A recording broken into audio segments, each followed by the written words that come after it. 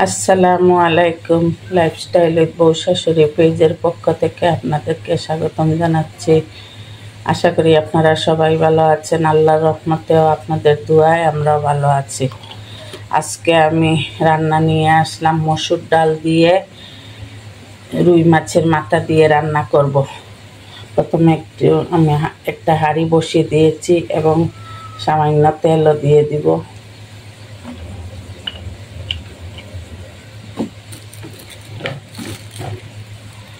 তেল আমার গরম হয়ে গিয়েছে। এখন আমি গোটা গরম মশলা দিয়ে দিলাম, তেজপাতা, দারচিনি, এলাচি দিয়ে একটু ভাজব।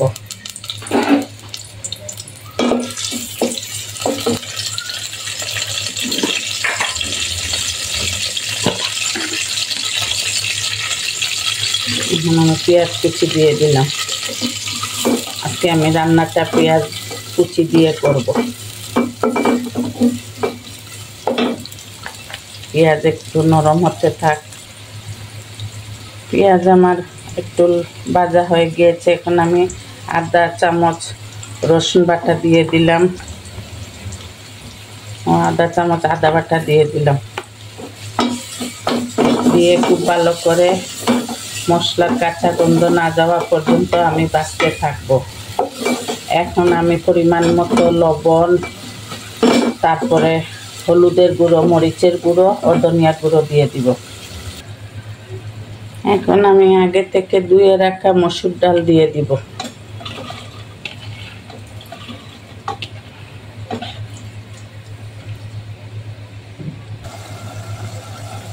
আমি ডাল দিয়ে খুব ভালো করে কষিয়ে নিয়েছি। এখন সিদ্ধ হওয়ার জন্য একটু পানি দিব।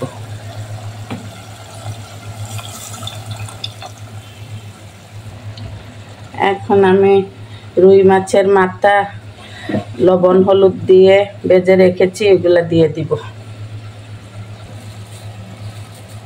এখন আমি 3টা কাঁচামরিচ মাঝখান থেকে চিড়ে দিয়েছি আর একটা টমেটো কুচি করে দিয়ে দিলাম।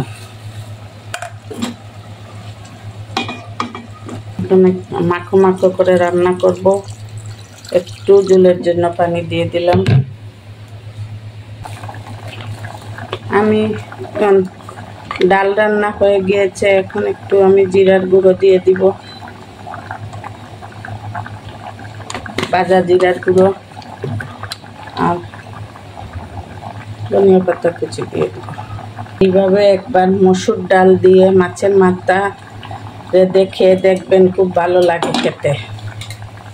আমরা তো সবাই মুগ ডাল দিয়েই বেশিরভাগ রান্না করি, মসুর ডাল দিয়েও খেতে খুব ভালো লাগে। আমি তো সবসময় মসুর ডাল দিয়েই মাছের মাথা রান্না করি।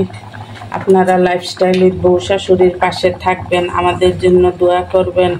আল্লাহ হাফেজ। আসসালামু আলাইকুম রহমতুল্লাহি ওয়া বারাকাতুহু।